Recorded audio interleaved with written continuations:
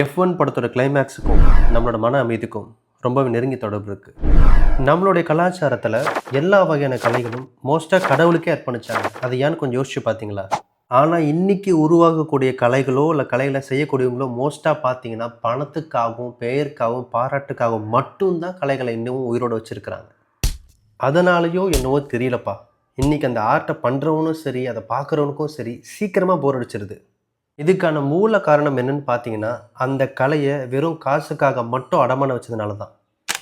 அதை காசுக்காக மட்டும் செய்யாமல் ஒரு பெரிய மாற்றத்துக்காக, ஒரு பெரிய புரட்சிக்காக, ஒரு பெரிய காரணத்துக்காக செய்யப்படுறப்போ அந்த கலையும் சரி அந்த கலை செய்கிறவனும் சரி வரலாறாக மாறுவாங்க.